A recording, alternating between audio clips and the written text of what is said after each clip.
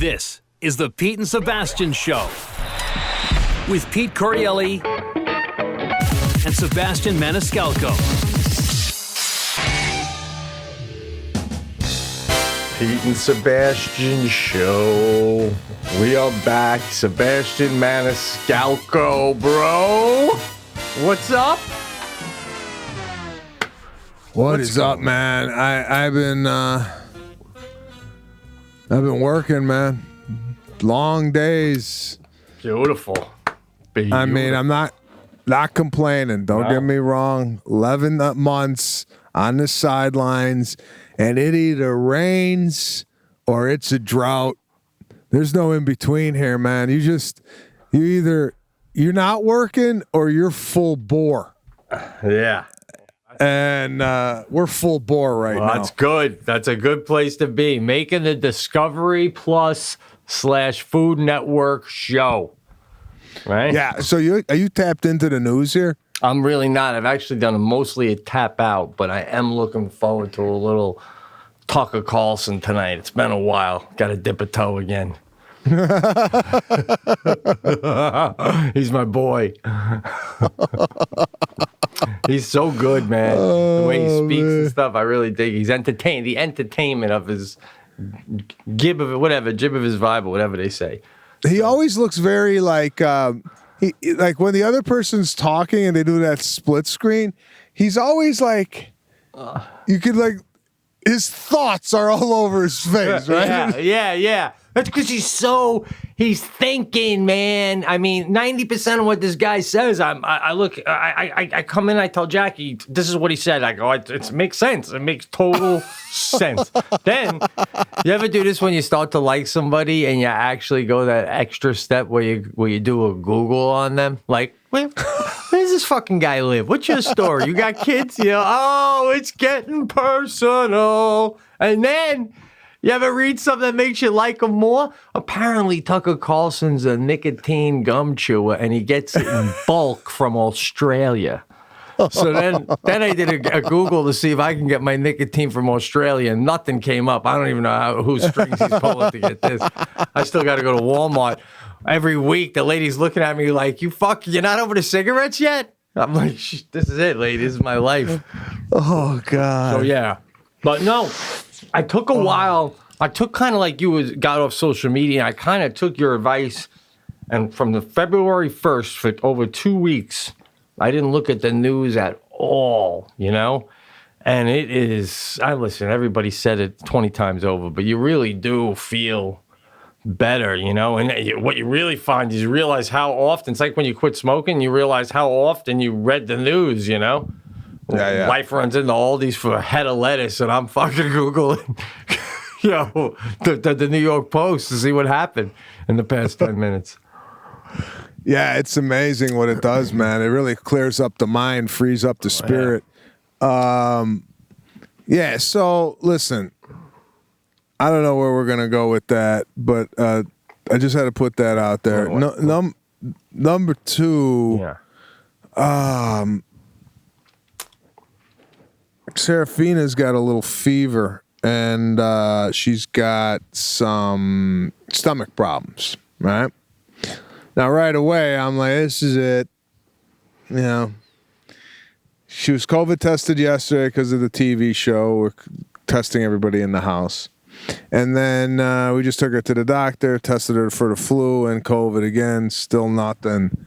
But, man, I tell you, especially in this environment, if that starts to happen to your kid, man, my head goes down a fucking snake hole. Oh, my God. I can't. I know. Yeah. I know. Yeah, sure. 2 days ago, we went to rent a movie. Someone recommended it to us. It's called The Vanished or something with Anne Hesh and some other dude.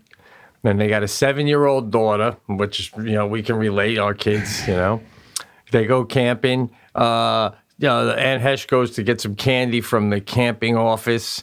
The guy gets diverted chatting to an attractive woman in the camper next to him. Kid's gone, right? Full on search, cops, this, that. Then the wife starts yelling at him.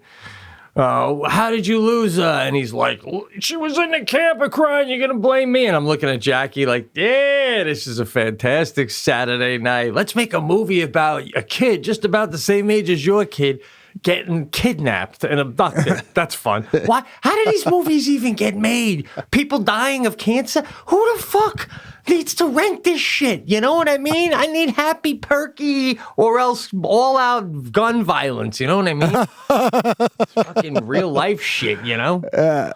It's either give me a drug bust in Tijuana. Oh, bro, are you kidding me? I'm getting goosebumps hearing that fucking premise. Tijuana and drug bust? Oh, God, this sounds like a binge watch, bro. Absolutely. Oh, God. So. Oh, man.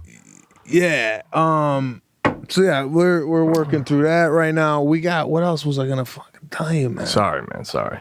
No, it was another thing, the show. I'm all over the map. Oh, okay. I just did a pro-am today for golf. The Genesis Invitational, which is being played at Riviera Country Club, is being sponsored by Discovery Plus, which is the streaming service that I am currently doing my TV show on. And I got paired up with Al Michaels, sportscaster. Yeah. Skip Bronson, who is a former, I think, CFO of the Mirage Hotels, tight with Steve Wynn. Wow. And we golfed with two pros, Mark Hubbard and what the hell is the other guy's name? Mark Hubbard and Matt Kutcher, who's really good. Oh, yeah, I heard of him. So, I don't know if you feel like this, and I know you don't golf, but have you ever been in a situation where you're the comedian, and now you're kind of under pressure to make the group laugh, but the pressure's not coming from the group, the pressure is coming from yourself? Do you ever feel that way? Yeah, when you do like a corporate gig and they want you to have dinner back in the day, like afterwards or something, yeah. But well, that's interesting, bro. I mean, do you think in that position you're expected to be funny? I think okay. Here, I went to a dinner last night with a bunch of, and it was all COVID tested prior, the whole thing. We did the whole thing, the mask, whatever. I went to dinner last night, and the guy that threw the dinner got up, said some words. The other guy got up, said some words. Now, a lot of the people in the room, I'd say there was 20 people there. It was outside, by the way. 20 people there, and a lot of them were. What, do I work for the CDC? Why do you keep throwing those fucking side things in? I don't care. I'm throwing it in so I don't get any shit from anybody about you were in a party and you were a super spreader. So you don't need Newsom knocking on your door, bro. I hear you. Yeah. So 20 people there.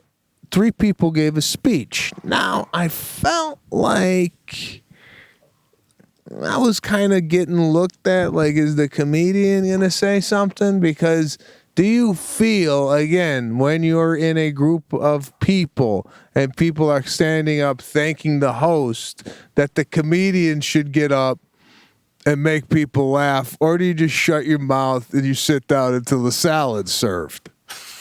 Well, I've never been on the level of celebrity like you, but even when I'm somewhere like a wedding or something, I get a little bit like, no, why should I have to do that, man? And I mean, if something in my head said, if like a little genie landed on my shoulder and said, I know what you're really worried about, and I just want to guarantee you'd kill. Then I'd go, all right, I'll go.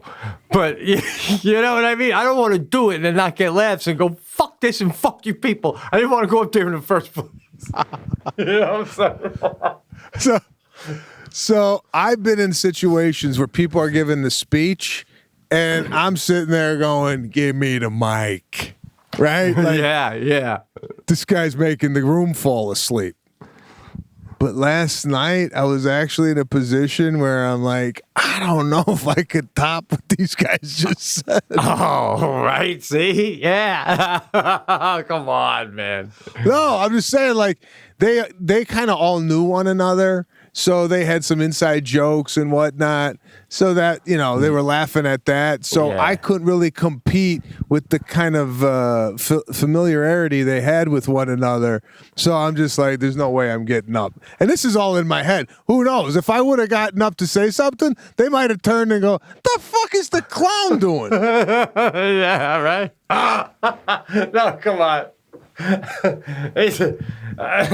So when you were golfing, though, were any of the celebrities golfing singers, professional singers, like a Michael Bolton or anything? No, there's no singers. It was just a lot of businessmen. I didn't see a lot of celebrities on the course. I met Bobby Flay last night, and he was a solid guy, just a real cool guy. Nice. I mean, just seems very relatable.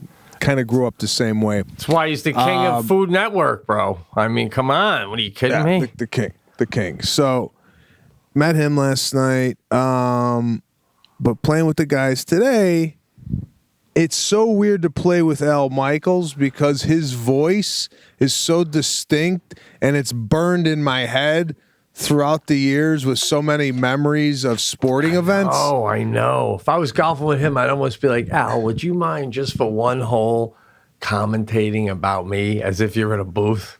Sebastian Maniscalco stepping up, right? Yeah. Well, it's funny. His buddy was golfing with him, and he said normally if you make a really great shot on the golf course, Michaels will go and bust into, do you believe in miracles? Yes! Like oh, my God! How great is that, man? How great is that? Oh, that would be unbelievable. Oh, so yeah. I mean, this guy has called so many sporting events. I said, did you ever call boxing? He goes, yeah, I did the Hagler-Hearns fight in Vegas. I think it was 1985. You know what these guys know? This guy's 76 years old, and these guys know dates of the things they called. If somebody asked me, what date was it that you played Madison Square Garden? Right. I got to go look it up.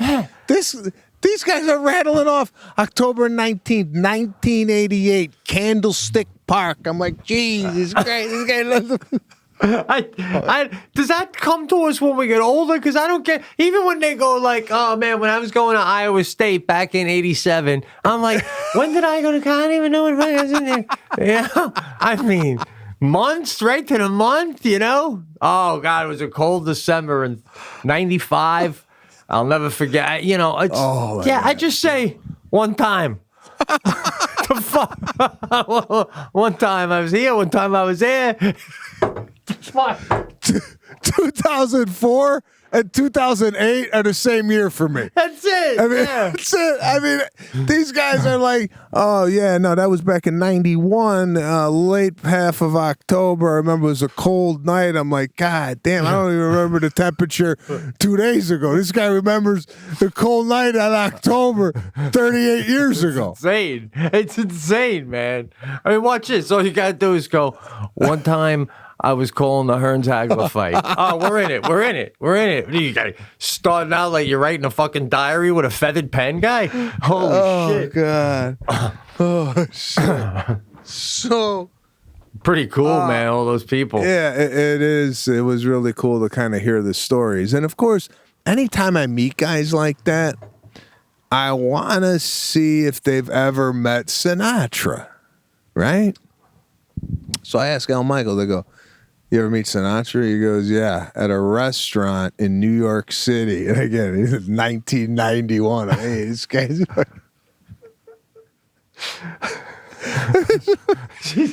Do you remember the year you met Kevin James? No, I was camping.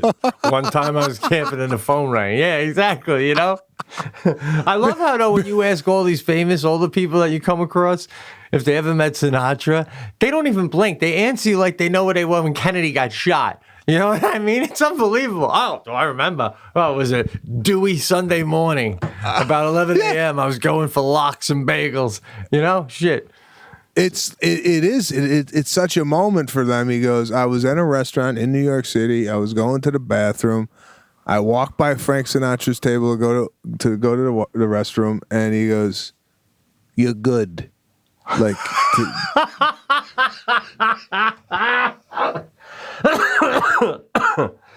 oh God. God. And he goes, "You're good too." And he goes, "It was the day I called the Belmont Stakes, the races, and we start talking about horses and this and that." And again, it's like this guy remembered he met Frank Sinatra the night or the day he called the Belmont Stakes. It's amazing how these people's mind works. Yeah. But I mean, really great guy. Solid guy. It's like a lot of stories, a lot of nostalgia, which was nice to hear. But in talking to him, it's surreal because his voice is so synonymous with like Monday Night Football, John Madden, now Chris Collinsworth. Yeah. And it's really burned in the back of my head as even a kid growing up watching this guy. And then like he's talking to you and it's like I'm looking for the game he's looking at. You know, like, yeah, man. So he sounds, even when he's talking regular, pretty much exactly like that then, huh? well, his voice is his voice. So it's like when he's talking regular, it's like if you close your eyes, you're like, are the 49ers playing the Bengals? Shit, man. Do you think I have to say though, do you think when Sinatra throws you a compliment, it's two things I want to ask. One, when Sinatra says you're good, all right? Now, he's got to know that that's cool to say that, and he must know that he's cool, right? Because otherwise you'd say, "Hey, I'm Frank. Just want to tell you, I really love the work you do on the sports broadcasting." Yeah, you don't go, "You're good," right? So you got to be so, I mean, not really, because if Frank Sinatra was just a guy who was a plumber and someone walked by his table and they said, "You're good," isn't that the same thing? I think you're right. See, I think you're right. I think that he just became so cool that whatever he says is like, that's just cool. So, but I agree with you. But now to the second part though, Sinatra compliments you. Do you say you're good back like Al Michaels said? I mean, or do you just? It's understood. It's like a young comic. You telling a young comic you really like their stuff, and they go, "I like your stuff too, Mr. Maniscalco." Yeah, everybody does. Two different things. Really? It's two different fields. He's a singer and broadcaster, so they're coming from two different angles. All right. I walk by the table. Sinatra tells me I'm good. I sit down at the table. I mean, I automatically sit down. I do too. I just assume he's never going to hang out with me again, and I'm just going to do this until someone pulls me away. Right? Oh my God! You're good. What a legend. That's good. Keep asking famous people that. That's a great thing to keep asking around. It's a goddamn book. Everyone's encounter with Sinatra. I know, right? So, it was great. It was a great day, a great night last night.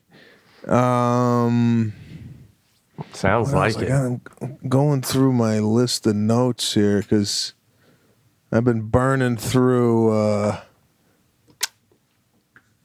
Here we go. 1 second before we get into it.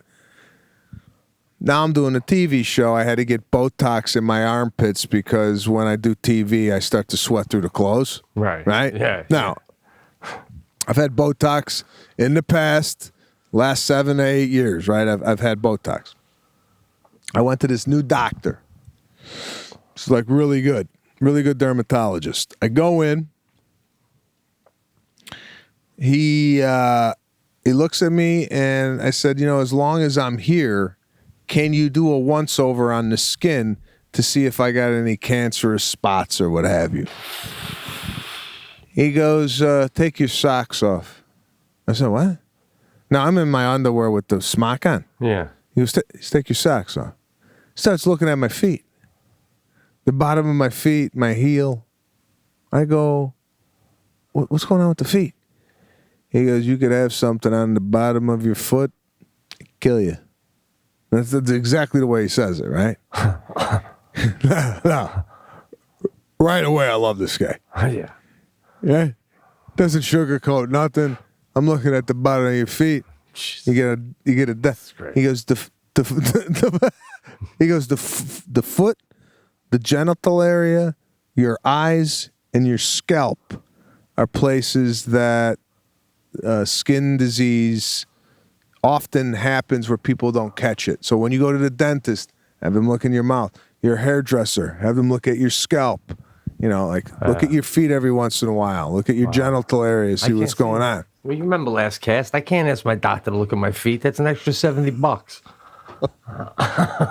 Fucking grim reaper of a doctor I have. Shit. Look at this. What a nice touch. Checking the feet, man. So I tell my dad this. Yeah. And my dad is always like, I said I had my skin checked. He goes, you don't do that. You don't normally do that. I go, oh, I think I had it done like 8 years ago. 8 years. He goes, I have it done every year. I said, yeah. They check my feet. He goes, yeah. You don't know that? He goes, I had a client die because they had something on their foot that they didn't catch in time, and they died of cancer, right? He goes, you know what I do when I go in? I say, check in between my toes.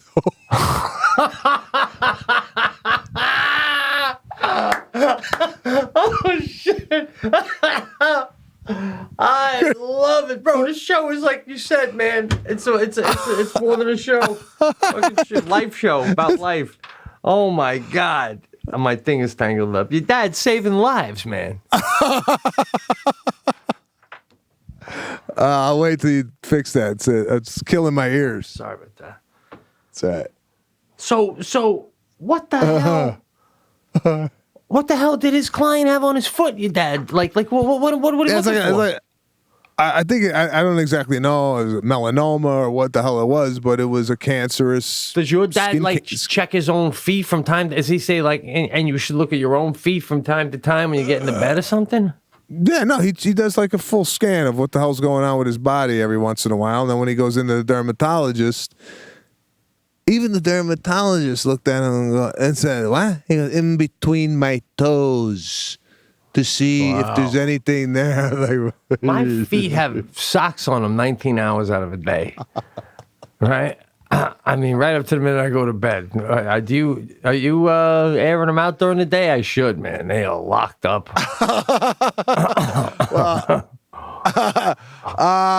They are mostly locked up in a sock. I think towards the end of the night, I wear slippers and bare feet after I take a shower. But yeah, man, it's I had it all checked out, right? And then he gives me the Botox, and he goes, your left armpit, the area is larger than your right armpit. So there's more area to cover on the left side there than the right time. He goes, that happens a lot. A lot of people are not symmetrical. Now he gives me the Botox. I go home. I wake up the next morning to do a photo shoot. I go to the photo shoot. The wardrobe person has the clothing I'm supposed to wear. It's brand new clothing. They just ripped the tag off. During the photo shoot, I start to jump around. I start to jump off the ground. She's getting some shots of me jumping, right? And I start to smell body odor. And I'm thinking it's the guy off to the right-hand side kind of helping the photographer with the photo shoot. And I'm jumping around. As I'm jumping, I'm like, the fuck? Is that me?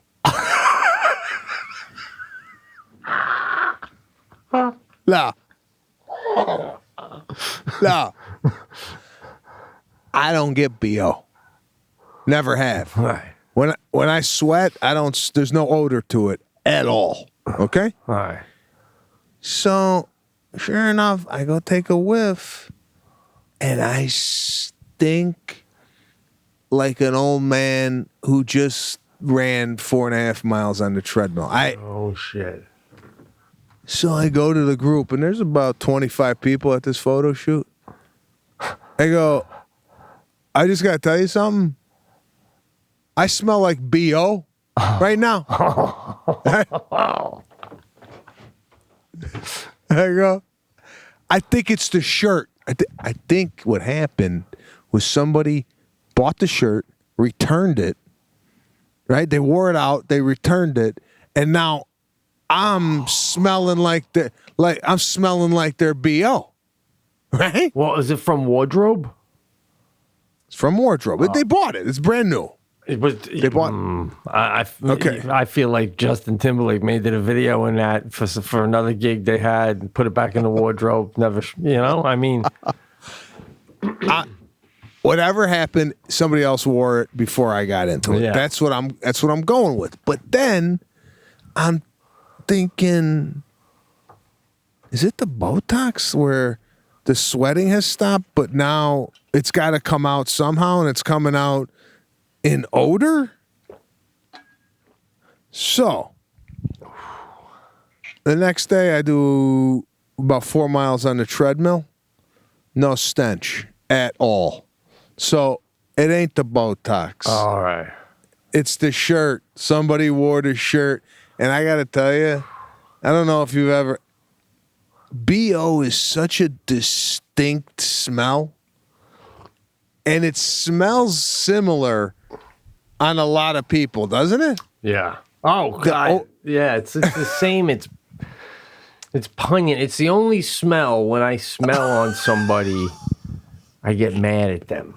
You know what I mean? Like any other smell they smell like, and I'm like, oh, all right, you're homeless or whatever. But when it's body odor, I'm like, you fucking animal. Oh, That's how. that's it.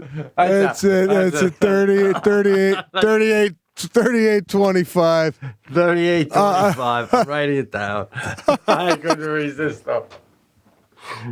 So you're telling me Yeah. somebody's got bad breath. Right. Somebody farted around you. You're telling me BO supersedes all that with the level of disgust. For me, it does, because bad breath can be a chronic problem. What was the other one you said? Oh, fart. So it's just immature, childish, and that's all that is. That annoys me. But BO, it makes me. I look at that person like. I don't know how else to say it. I say, Jesus Christ. I agree with you. I feel like if I knew somebody and was friendly with them, if they showed up with BO the next time, that friendship would be done. No? Oh, absolutely. I mean, what if you're dating a girl in college and you just meet her once for lunch, she's got BO. The next visit was only going to be to break up with her. Yeah, I'm with you, man. It's a deal. It's hard to look at you, even people that worked with you then, the camera guy, the gaffer. He went home to his girlfriend. He's like, I don't know, babe. He says it's the T-shirt or something. I don't know. I can't ever watch another one of his specials without thinking that he smelled like a cab driver.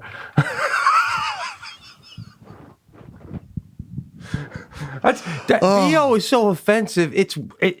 Uber was inspired by BO. You understand what I'm saying? Somebody in the back of a cab said, "Fuck this." Yeah,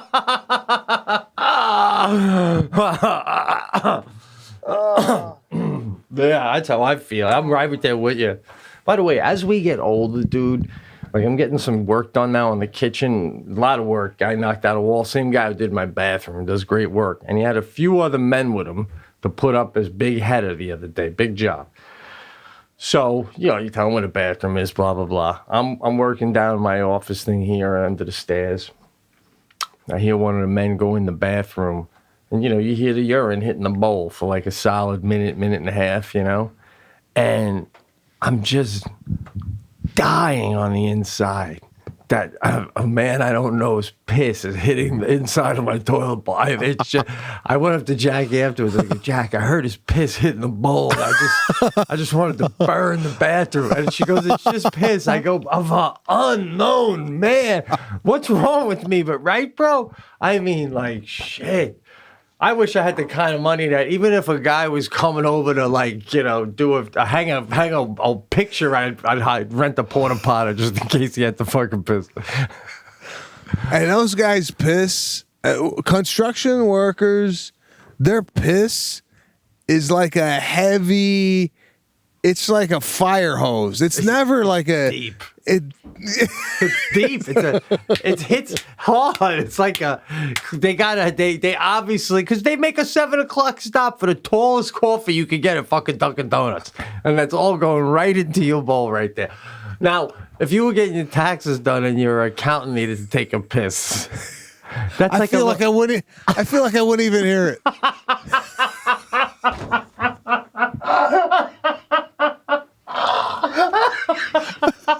I just look up and be like, "Oh, you're back, Seth."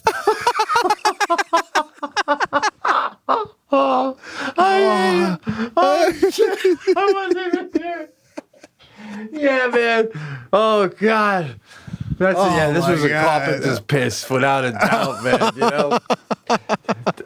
Then you see a little droplet on the side at the end of the day. Like, is that mine? Is that his? This is disgusting.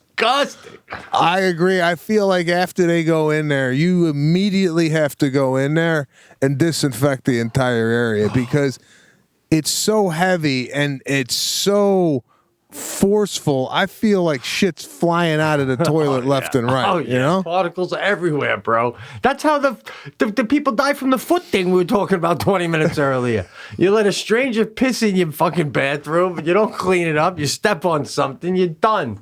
Oh, shit. Check the toes. If you don't learn anything from this test, make the doctor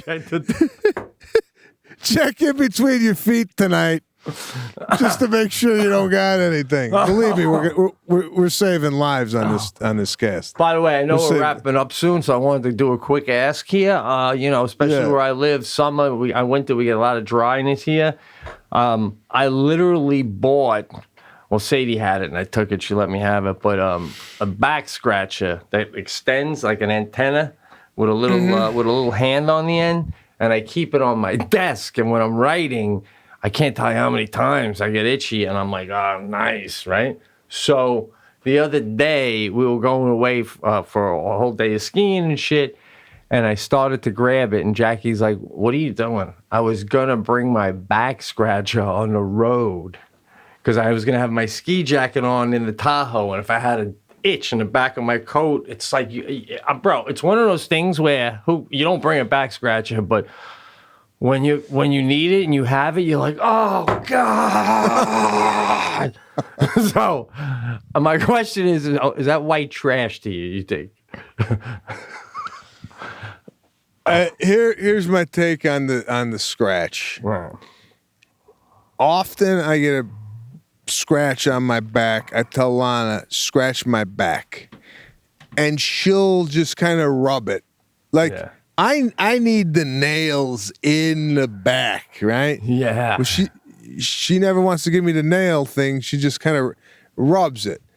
And for whatever the reason, anytime you ask somebody to itch your back, they're never in the right spot, right? They start up here, left, down. I feel like the scratch is moving around the entire back, right? I just feel like it's mobile sometimes. Oh man, this is fascinating. Right? What is the scratch? Like, what the fuck is that? Right? Have scientists studied that? Like, if you say what makes it happen? Yeah, and like if you say it's right there, Doc, and in that moment scientists put a microscope right there, they go, oh shit, yeah. I see the scratch. I see the itch. Like, what is an itch? What the fuck is an itch? Is it visible? Yeah. Is the itch visible under a microscope? Like, if you looked at the skin, is the skin moving? Yeah. Right. Is there a tiny bug just fucking jamming a pitchfork into my, like, because it's so specific. And then you scratch that spot. It's like nuking the spot. You just nuked it. You just rake your fingernails over it, and it's gone. Something must have just been destroyed, right? I don't know, man. They invented, it's a real thing. There's a back scratcher. Shit. By the way, you ever hear Bill Burr's bit about itchy back and rubbing your back against the wall? Oh, God, it's one of the funniest bits I ever heard in stand-up. It's so funny. No. Yeah, rubbing your back up again. Yeah, but I don't know. So what? So Lana does the side scratching. Now, when you're back... Here. I'm sorry, this... Yeah. I was getting a massage at the house once. This is about 5 years ago, right? Mm-hmm. And it was a guy, and all of a sudden the massage stopped, just stopped, and I was face down, right?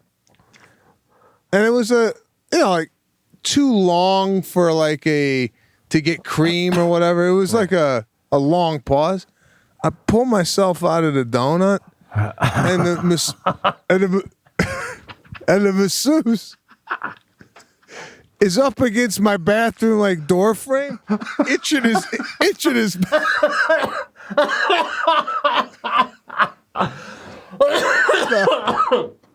Oh, jeez. As a guest in somebody's house, can you use the corners of their walls to itch your back, or is that a complete no go? Like if a guy's over at your house, you don't know him, he's talking to you, yeah. And all of a sudden he's just itching his back as he's talking to you on your wall. Right, that's worse than taking a piss. The carpenter taking a piss. Absolutely. That's what do you? Yeah, I have a problem with that, man. Absolutely. You're rubbing your back up. You're leaving skin cells all over the fucking place. Jesus, I can't believe we let anybody in our houses, bro. I know. Oh my God. I mean, that's hilarious, man. Yeah. So, oh God. In closing, bro, I see now, I forgot where I saw it, but people are getting awards for their work during the pandemic for the people. What kind of awards? Oh, everyone from nurses in specific locations to frontline people to teachers to the guy who owns a butcher shop and just kept the meat coming during all this. Just anyone who contributed and kept society afloat. Are we getting a medal? Wait, what? Are we getting one? I mean, just providing constant laughter throughout this fucking ordeal. I mean, nothing. I don't know. I would have thought comedy would be an essential business, right? People going through a hard time, they need laughter, they need their spirits picked up. I would have thought that we would have been grouped in with the essential workers. No? Yes, bro. I would have thought we would have got vaccine shots based on what we've done already. You know what I'm saying? By the way, Biden says July. I can get it. I can swing by after the fireworks and pick it up. July is when they're going to get to us? Yeah. Yeah. Why? Can we just make enough? Like, again, I keep going back to this example with China. China built a full-blown hospital when this pandemic started. They erected a hospital, served the people they needed to serve, and then dismantled the hospital. Okay? Yeah. We can't figure out how to get vaccines into people's arms fast enough. LA Dodger Stadium shut down over here for a couple of days because they had no vaccines coming in. What's the problem? This is like, let's say you're making, remember when we were kids and the Cabbage Patch doll was all the rage? Yeah.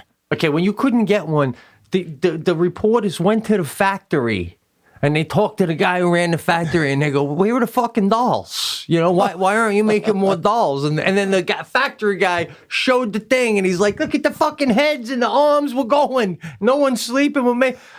Where is this factory? What's going? Like, I want to see. Like, is it being made? Is the machine working as fast as it can, pumping this shit out? We've had this conversation. This is America, bro.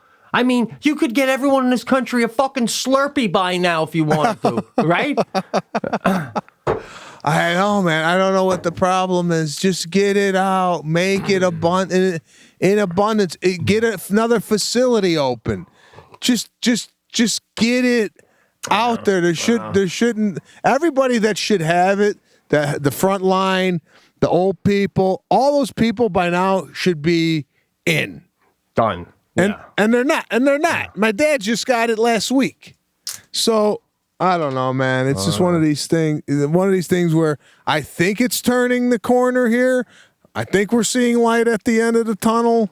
I feel optimistic finally about this. If I close my eyes, you sound like Fauci, bro. Holy shit. By the way, Biden skinny dips alone. Just throwing it out there. That's a little wait. Where'd you hear that? Tucker Carlson? No, but I think Tuck's going to be talking about it tonight. It just came out. Yeah. No, when Biden said he loved the pool from the, we'll take this part out. I don't want to sound, we don't get political. It's ridiculous. I don't want to pull you in, drag you down. No. Here, let's talk about it because, again, we look at presidents like they're not normal people, right? Like they're just people like us. Like if he wanted to go naked for a swim, he can't do that because he's the president. Like, what's your take? Well, that's what I'm saying. It's interesting because if you do look at him like a regular person, I'm not even getting political. When he was the vice president, apparently the vice president lives on a property with 80 acres, very private, and there was a pool. And Biden used to, and apparently has always been a fan of skinny dipping. You know, and I'm assuming alone sometimes, you know, it's not always a party when you skinny dip. So my question is, you know, if you got a neighbor that skinny dips and you never see him skinny dipping, but you know he skinny dips, what's your take? Well, it's funny you say this. I've implemented a new regimen into my health and wellness thing. So I go in the steam room for 20 minutes at 125 degrees, right? This is about 6 o'clock in the morning. After that, I'm in a towel, naked. I go into my pool. Right? Listen up. So I go in my pool. My pool's 57 degrees, and it feels like it's below zero. I bet. Okay? Yeah. I sit there for 4 minutes, naked in my pool, just taking a cold plunge. Wow. I get out, I dry off, I go in, I take a shower. Now, am I expected in my own backyard to get in some type of bathing suit from the steam room to the pool?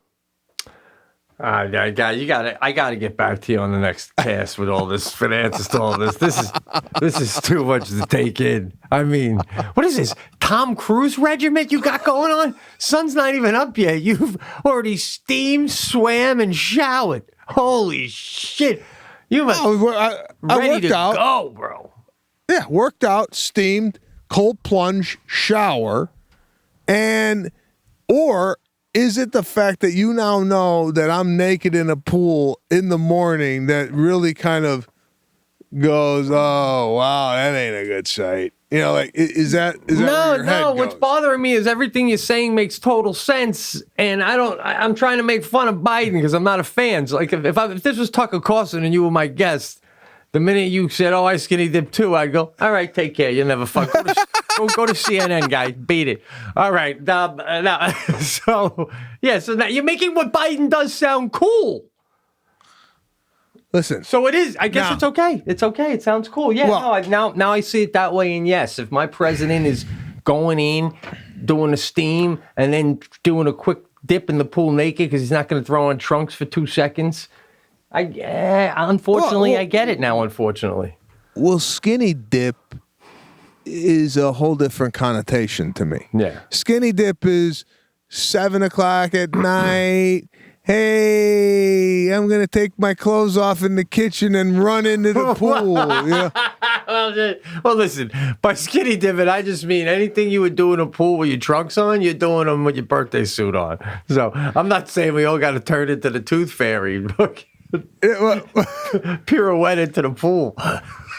Well, skinny dip to me is more of like a social activity where people are naked in the pool. That's true. If you go single in a pool, no clothes, I don't consider that a skinny dip. I consider that convenience. But what, like, if you were describing it, would I say my neighbor goes in his pool naked in the morning? But because you're alone, I couldn't say my neighbor skinny dips, because then someone could say, with who? This is what you say. In order to shock his body, my neighbor does a cold plunge naked in his pool every morning.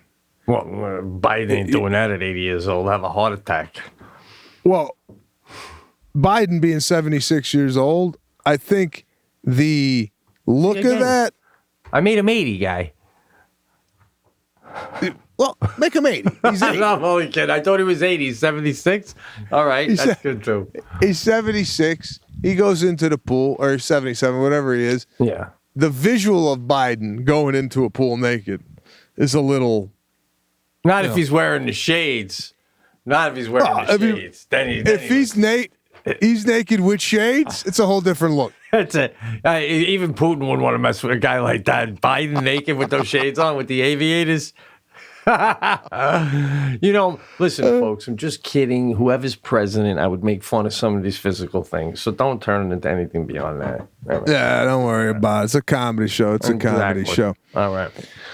All right, listen, thanks once again for joining the Pete and Sebastian show. We will see you guys next week. Thanks for hanging on with us, and always a pleasure, my friend. Yeah, man. Same. Great hanging.